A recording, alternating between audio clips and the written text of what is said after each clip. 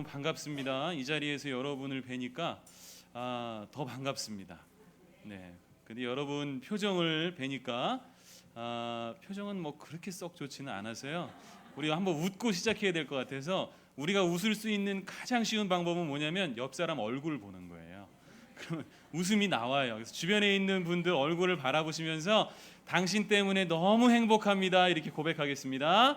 당신 때문에 너무 행복합니다. 네, 여러분 때문에 너무 행복합니다. 여러분하고 함께 신앙생활에서 너무 영광입니다. 여러분하고 함께 예배해서 너무 하나님께 감사합니다. 근대 올림픽의 아버지는 쿠베르탱 남작이라는 사람입니다. 이 사람이 인간의 진정한 가치는 체육에 있다고 믿었던 사람이에요. 그래서 체육을 통해서 인간은 완성된다. 고대 그리스에 있던 종목 고대 5종이라고 하는 종목을 부활시켜서 가져왔습니다. 고대 5종은 달리기, 멀리뛰기, 창던지기, 레슬링, 하나 뭘까요? 높이뛰기가 아니에요. 이거 맞추는 분 선물 하나 드릴까요? 승마가 아닙니다. 원반 던지기예요. 이게 고대 5종 경기입니다. 고대 5종에다가 근대 5종을 더하자. 그래서 아까 말씀드렸던 여러분이 말씀하셨던 사격, 승마, 수영, 펜싱, 여기다 이제 크로스 컨트리를 더해서 10가지 종목, 이거를 반드시 올림픽에 집어넣어야 한다, 이렇게 얘기했습니다. 그런데 이걸 가지고 회의를 하는 도중에 사람들이 의견 충돌이 생긴 종목이 하나 있습니다. 그게 바로 승마예요. 승마.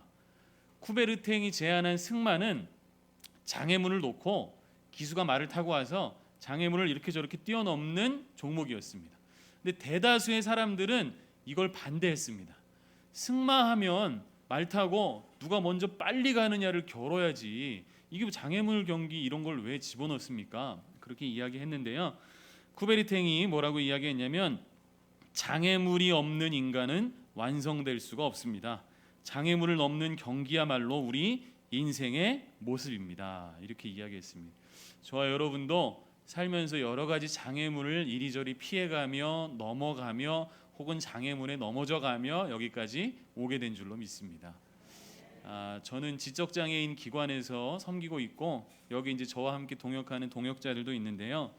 어느 나라나 그 나라 인구의 5%에서 10% 정도는 장애인입니다. 그런데 이 숫자는 선진국으로 갈수록 늘어납니다. 왜냐하면 선진국으로 갈수록 장애인들이 생활하기 편하고 살기 편한 나라가 되기 때문에 장애인 숫자가 늘어나는 거예요. 우리나라 장애인 숫자는 약 250만 명입니다. 우리나라 인구는 5,100만이니까요. 퍼센테이지로 따지면 몇 프로죠? 5% 정도 되는 거예요. 생각보다 작습니다. 장애인은, 장애를 가지고 있는 분은 크게 두 가지로 나뉘는데요. 태어나면서부터 어려움을 가지고 태어난 선천적인 분, 그 다음에 후천적으로 장애를 갖게 된 분, 이렇게 됩니다. 그런데 통계적으로 우리나라 인구, 장애인 인구 중에 89.3%는 후천적 장애를 가지게 됐습니다. 이야기를 바꿔서 이야기하자면 저와 여러분도 장애인이 될 수 있는 가능성에서는 자유롭지 않다는 말씀이고, 제가 들었던 강의에서 어떤 분의 말씀을 빌리자면 우리는 천천히 장애인이 되어가고 있다, 이렇게 말씀을 하시더라고요. 눈이 많이 나빠져도 사실은 시각장애 판정을 받을 수가 있고요. 또 몸이 많이 안 좋아져서 허리가 안 좋거나 다리가 안 좋거나 뭐 디스크가 생기거나 그러면 천천히 우리는 장애인이 되어가는 것입니다. 장애가 있다는 것, 이것은 남의 이야기도 아니고 우리가 편견을 가지고 바라봐야 할 문제도 아닙니다. 내 삶에 장애가 있느냐 없느냐, 그것보다 중요한 것은 내가 그것을 어떻게 생각하느냐. 그래서 우리 목사님이 여기서 자주 하신 말씀 뭐죠? 문제가 아니고 문제를 바라보는 시각이 문제다, 그렇게 이야기하셨던 것 저는 기억납니다. 왜냐하면 우리가 살아가는 삶에 어떤 순간에도 장애물은 반드시 존재합니다. 저와 여러분이 같이 읽었던 성경 에스라서, 이 성경의 배경은 이제 고레스 왕이, 바벨론의 왕이죠. 고레스 왕이 이스라엘 민족들이 멸망했잖아요. 바벨론에 의해서 멸망한 이스라엘 민족들을 다시 돌려보내서 성전을 재건하게 합니다. 다시 돌려보낸 이유는 무엇이냐면요, 이 왕이 너무 착하고 의롭고 좋은 분이라서가 아니라 이스라엘 백성들이 포로로 그냥 그 땅에 있느니 버려진 유다 땅에 가서 거기서 성전 다시 짓고 거기서 생활해서 돈 벌어가지고 조공을 잘 바쳐라, 이런 의미로 이스라엘 백성들을 돌려보냈습니다. 그래서 무너져 있던 예루살렘 성전, 솔로몬이 지었던 하나님을 섬겼던 그 성전을 다시 짓습니다.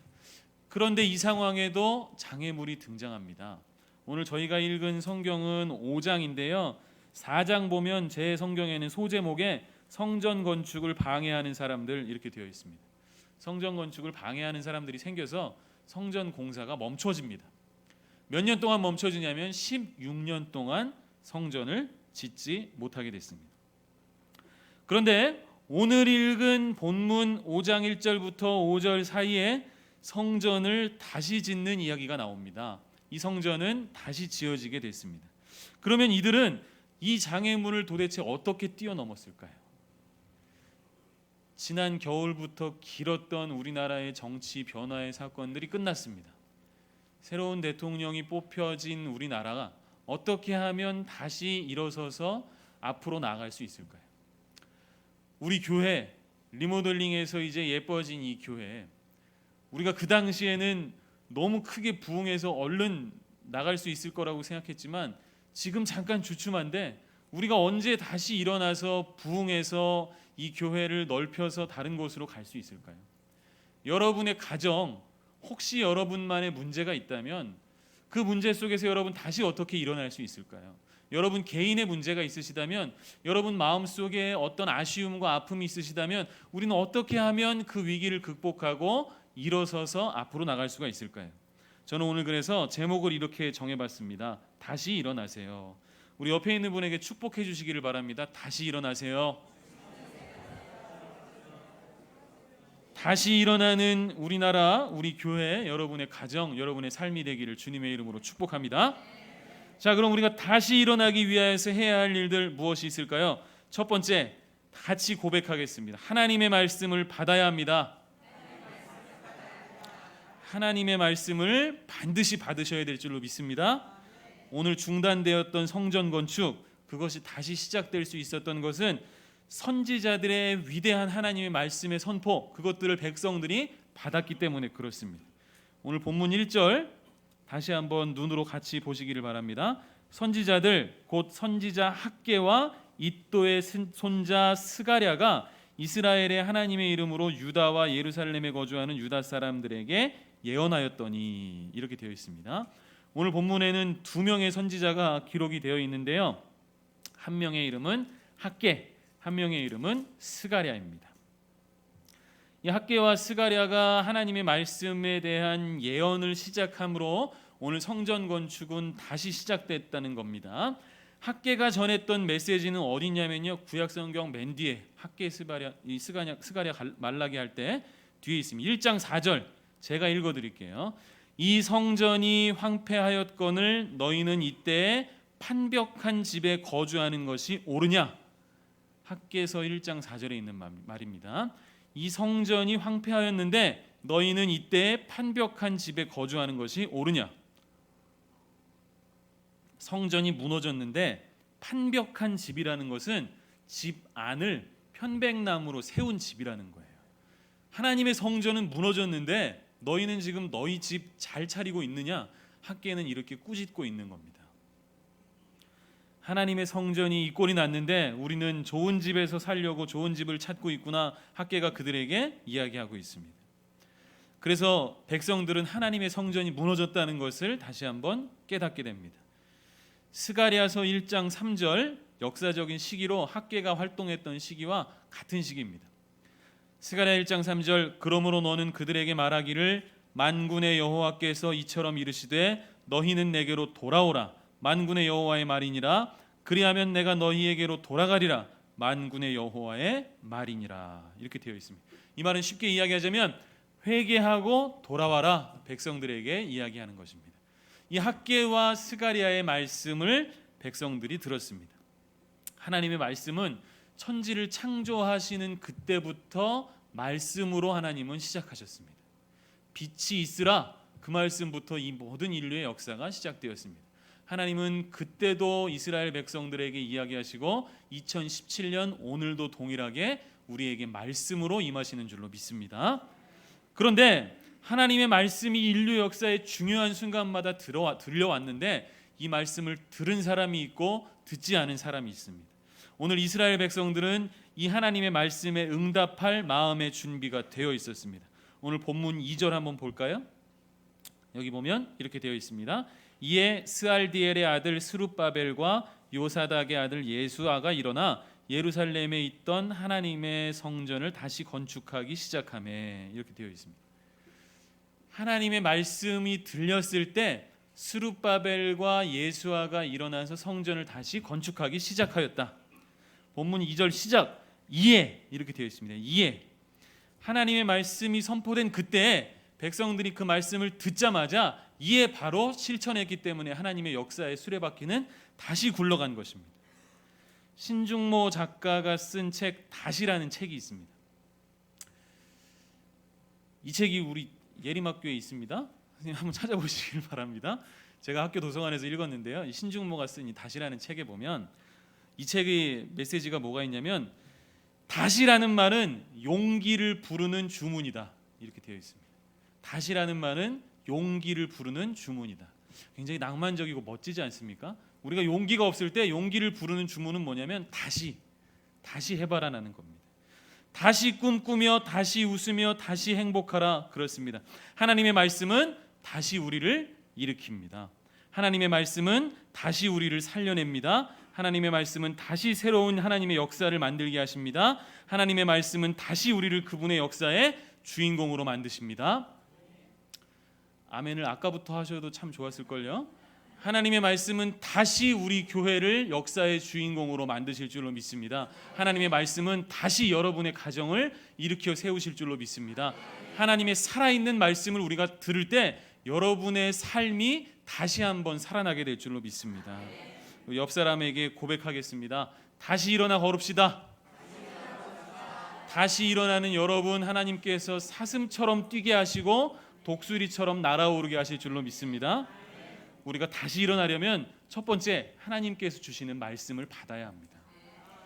두 번째, 우리가 다시 일어나기 위하여서 필요한 것은 무엇이냐면, 같이 고백하겠습니다. 하나님의 사람들의 도움이 필요합니다. 다시 일어나서 건축하기 위해서는 필요한 것들이 많습니다.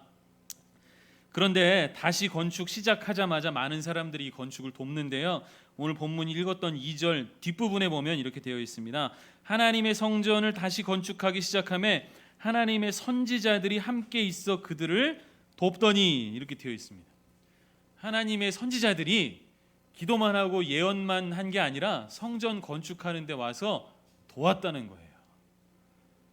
저도 여러분이 연락을 주시면 도와드리겠습니다.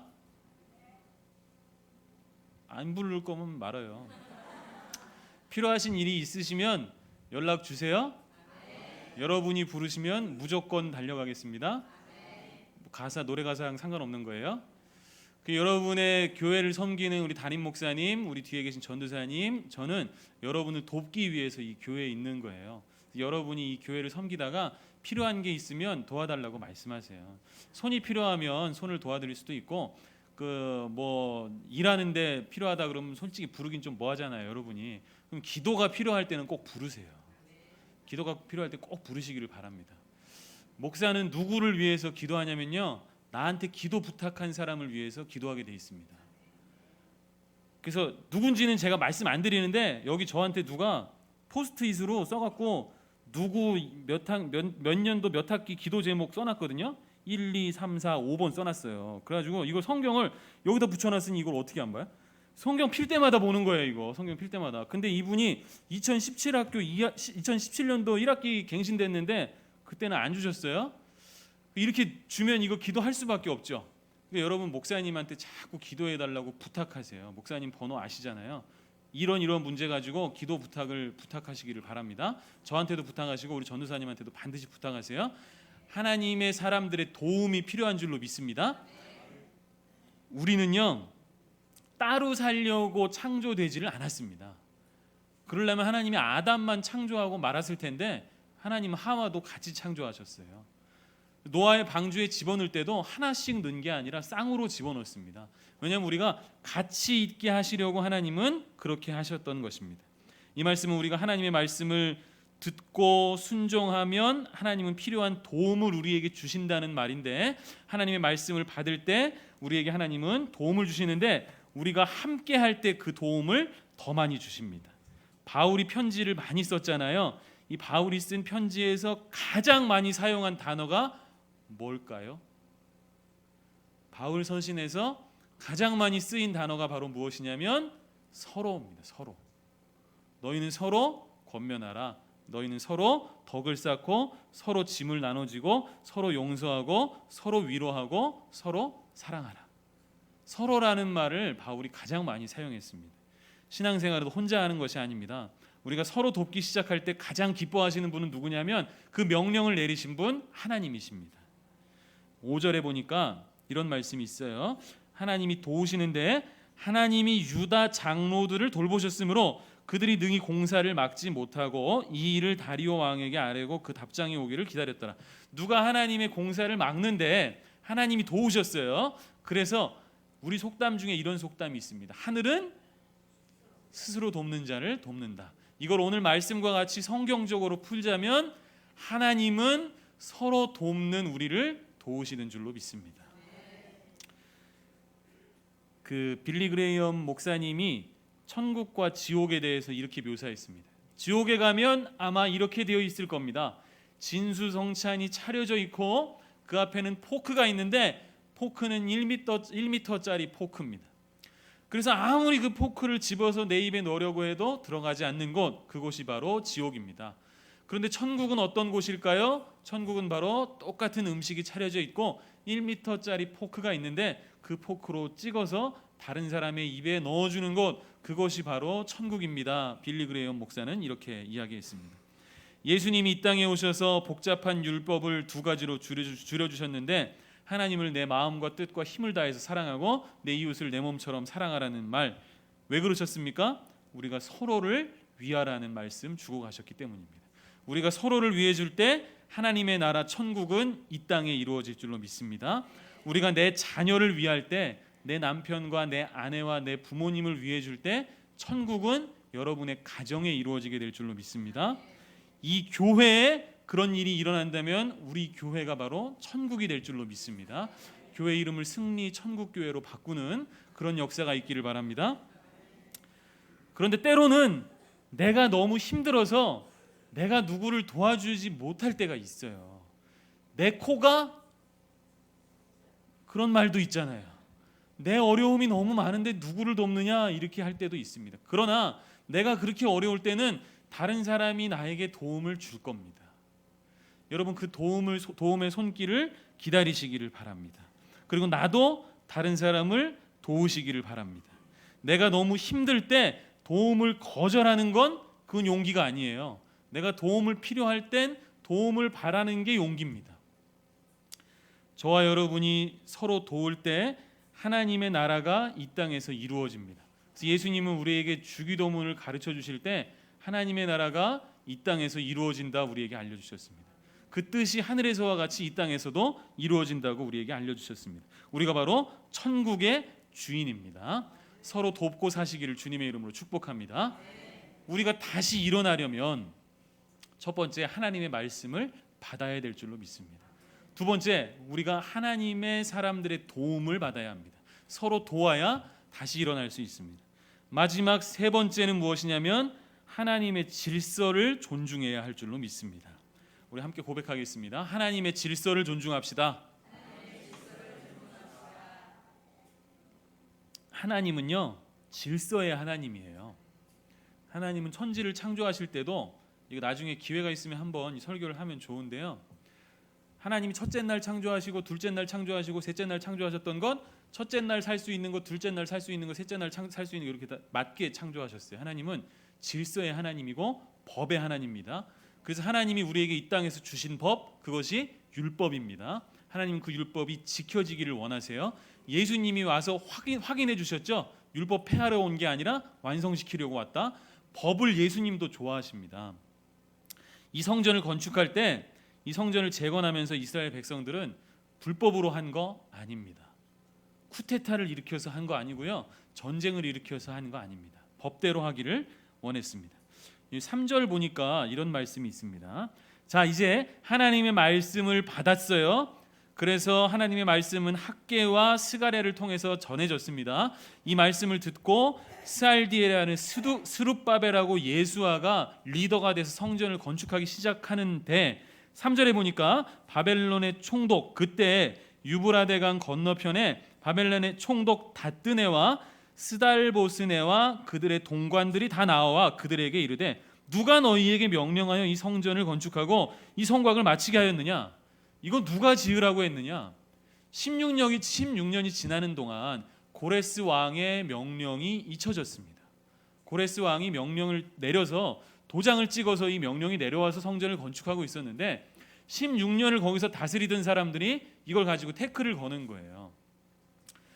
자, 그래서 이 뒤로 6절부터 쭉 있는 말씀, 5절에는 뭐라고 되어 있냐면 근데 이걸 방해하려고 하는데 하나님이 유다 장로들을 돌보셨기 때문에 그들이 공사를 막지 못했고 이 일을 다리오 왕에게 보고하고 그 답장이 오기를 기다렸다. 그래서 그 뒤에 6절부터 쭉 내려오는 내용들은 이 공사가 법적으로 맞다는 증명이에요. 이 법적으로 옛날에 이렇게 했었고 이렇게 했었어. 우리가 공사하는 겁니다. 마지막 16절 17절은 이렇게 되어 있습니다. 이에 이 세스바살이 스룹바벨이에요. 세스바살이 이르되 예루살렘 하나님의 성전지대에 놓았고 그때부터 지금까지 건축하오나 아직도 미치지 못하였고 이제 왕께서 좋게 여기시거든 바벨론에서 왕의 보물 전각에 가서 조사를 해보시는데 과연 고레스 왕이 조서를 내려서 하나님이 성전 예루살렘을 다시 건축하라 하셨는지를 확인해 보십시오 하는 말이 성경에 나와 있습니다. 우리가 무질서하게 살거나 함부로 사는 것 하나님은 원치 않으십니다. 하나님은 이 성전 공사하고 이 성전이 재건되는 것을 원하셨는데 그들과 전쟁에서 하는 것이 아니라 법대로 하기를 하나님은 원하셨습니다. 특별히 어버이날 있고 어린이날 있고 스승의 날이 있는 5월의 이달에 저는 여러분께 이 말씀을 꼭 드리기를 원했습니다. 하나님은 질서의 하나님이신 줄로 믿습니다. 지금 이 순간 우리 학생들과 아동부 친구들도 반드시 잘 들으세요. 가정의 질서가 지켜지기를 하나님은 원하고 계십니다. 가정의 질서의 수호자는 하나님께서 세우신 부모님이 가정 질서의 수호자입니다. 여러분, 하나님이 세우신 질서의 수호자 부모님의 말씀을 지키는 것, 이것이 하나님이 원하시는 일인 줄로 믿습니다. 예수님은 성전에서 부모님을 잃어버렸습니다. 그래서 부모님이 와가지고 다그쳤어요. 너 어디 있었냐고. 그랬더니 예수님이 내가 내 아버지 전에 있어야 할 줄을 모르셨나이까. 우리나라 아버지였으면 귓방맹이요? 등짝이라고 얘기하려고 그랬는데 등짝 한 대 맞았어. 그 무슨 얘기 있는 자식 그게 무슨 얘기냐고 놀랬을 겁니다. 실제로 요셉과 마리아도 무슨 말인지를 못 알아들었어요. 그 부모가 몰랐단 말이에요. 죄송한 표현이지만 무지해서 몰랐어요. 그런데 예수님은 그 성경 본문에 보면 요셉과 마리아에게 순종하였다 그 뒤에 말이 이어집니다. 그 부모가 몰랐는데도 불구하고 예수님은 순종하였습니다. 여러분, 가정의 질서의 부모님에게 순종하는 학생부와 아동부 되기를 주님의 이름으로 축복합니다. 우리 여러분만 다시 한번 아멘 크게 해보세요. 아니 여러분 말고요. 저기하고 저기만, 학생하고 아동부만 대답 크게 하는 거예요. 뒤에 십자가 어디 있어요? 십자가 앞에서 거짓말하면 안 돼요. 가정의 질서, 그 부모님의 권위에 순종하는 여러분 되기를 주님의 이름으로 축복합니다. 우리 저 김주찬 학생 A, B 다 크게 대답했거든요. 참고하세요 부모님들. 네. 제일 크게 대답했어요. 제일 크게. 여기서 이제 입이 그냥 이만큼 보일 정도로.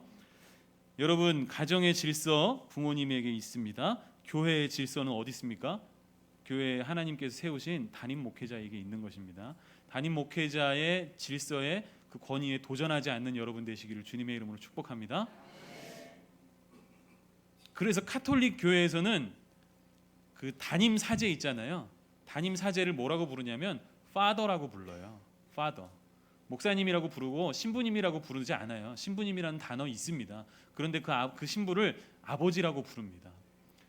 여러분, 영의 아버지, 육의 아버지가 이 땅에 없다면 영의 아버지가 여러분 교회에서 섬기는 담임 목사님이 되시는 줄로 믿습니다. 교회 안에서의 질서도 마찬가지입니다. 그래서 하나님은 바울을 통해서 로마서 13장 1절에서 이렇게 이야기합니다. 각 사람은 위에 있는 권세들에게 복종하라, 이렇게 되어 있습니다. 예수님도 같은 맥락에서 가이사에게 바칠 것은 가이사에게 주고 하나님에게 바칠 것은 하나님에게 주어라, 이렇게 이야기했습니다. 여러분, 하나님께서 세우신 질서를 유지하는 여러분 되기를 주님의 이름으로 축복합니다. 자, 오늘 시각장애인 송경태 씨라는 분 한 분 소개해드리고 말씀을 좀 마치려고 합니다. 시각장애인 송경태 씨는요, 군대에서 수류탄 사고로 시력을 완전히 상실하셨습니다. 그래서 앞이 아예 보이지 않는 1급 시각장애인이세요. 그런데 이분은 세계 4대 극한 마라톤 대회를 그랜드슬램 한 분이에요. 극한 마라톤 대회, 이게 뭐냐면요, 사하라 사막의 250km를 완주하는 마라톤이 1번입니다. 별로 안 놀라시는 것 같아서 다시 한번, 사하라 사막의 250km를 완주하는 거예요. 장로님, 마라톤 진짜 힘들죠? 사막에 서 있는 것도 힘들어요. 근데 사하라 사막 250km를 완주하고 고비 사막을 완주하고 아타카마 사막을 완주한 다음에 남극 대륙 마라톤에도 완주한 분이 바로 송경태 씨입니다. 근데 어떻다고요? 시각장애인, 눈이 아예 안 보이는 분이에요. 그런데 그걸 하셨어요. 그걸로 끝난 게 아니라 안나푸르나를 올라갔습니다. 에베레스트 등반에는 실패했어요. 근데 에베레스트도 도전했습니다. 아프리카 킬리만자로에도 등반해서 성공했습니다. 대단한 분이죠. 기가 막히지 않습니까? 그런데 이분이 왜 그렇게 도전하는지, 어쩜 그렇게 말도 안 되는 극한 도전을 성공하는지 인터뷰를 하면 뭐라고 이야기하냐면 눈에 뵈는 게 없어서 그렇다, 이렇게 이야기합니다. 웃자고 하는 이야기죠. 그만큼 이분 마음속에는 시각장애라는 것이 장애물이 아닌 거예요. 그래서 이분은 왜 이런 도전들을 합니까? 이렇게 물으면 뭐라고 이야기하냐면, 자신 같은 사람도 넘어지고 넘어져도 극한의 사막에 도전하고 떨어지고 미끄러져도 험난한 산에 도전하는데 제 모습을 보고 넘어진 사람들이 일어나기를 저는 원합니다, 이렇게 이야기하고 있습니다. 오늘 말씀을 정리하려고 합니다. 우리가 다시 일어나야 할 이유가 분명히 있습니다. 장애물이 있다면, 장애물이 많다면 우리는 그것을 극복해야 합니다. 혹여 어떤 장애물은 너무나도 넘기 힘들고 어려운 곳이라서 내가 거기 걸려서 넘어져 주저앉아 있는지도 모르겠습니다. 그렇다면 다시 일어나시기를 바랍니다. 그때 하나님의 말씀을 붙드시기를 바랍니다. 하나님의 말씀을 붙들고 있는 우리에게 다른 사람들의 손길이 나올 것입니다. 그 사람들의 손을 잡고 장애물을 딛고 일어나시기를 바랍니다. 오늘 송경태 씨는 이 모든 그랜드슬램을 누구와 함께 했냐면 하나밖에 없는 자기 아들과 함께 했습니다. 그 아들이 손을 잡고 아버지를 데리고 사막을 건너고 그 높은 험난한 산을 같이 올라갔던 것입니다. 여러분, 누군가가 여러분의 손을 반드시 잡아줄 것입니다. 여러분도 도움이 필요한 사람이 있다면 그 사람의 손을 잡아주시기를 바랍니다. 특히 교회의 지도자로 세운 여러분의 목회자들에게 손을 내미시기를 바랍니다. 하나님이 우리가 손 내밀고 서로 손을 잡고 갈 때 우리를 일으켜 세워주실 줄로 믿습니다. 하나님의 질서 안에 살아가시면 하나님은 말씀을 통해 여러분을 돕는 손길을 반드시 보내주실 겁니다. 여러분의 가정이 세워질 줄로 믿습니다. 여러분 스스로의 삶이 다시 한번 벌떡 일어나게 될 줄로 믿습니다. 이 나라 대한민국도 하나님이 일으켜 세워주시게 될 줄로 믿습니다. 이 믿음 가지고 살아가는 여러분 되기를 주님의 이름으로 축복합니다. 다 같이 우리 통성으로 기도하겠습니다. 사랑의 하나님, 아버지, 우리를 일으켜 세워 주시옵소서. 아버지, 우리가 주저앉아 있다면, 아버지, 우리가 장애물 때문에 넘어졌다면, 내 삶에 미끄러운 것이 나를 넘어뜨렸다면, 혹은 사탄 마귀가 나를 유혹하여 넘어졌다면, 하나님, 내가 하나님의 말씀을 다시 붙잡고 일어나기를 원합니다. 하나님, 돕는 사람들을 나에게 보내주시옵소서. 아버지, 내가 그들의 손을 붙잡고 함께 일어나기를 원합니다. 내가 다른 사람에게 손 내밀어서 그 사람을 일으켜 세우기를 원합니다. 하나님 우리를 세워 주시옵소서. 하나님이 세우신 질서 안에서 하나님의 말씀을 붙잡고 다른 사람과 손에 손을 잡고 일어나서 하나님 저 약속하신 하나님의 나라까지 가기를 원합니다. 그 모든 놀라운 축복이 이 땅에서 나타나게 하여 주시옵소서.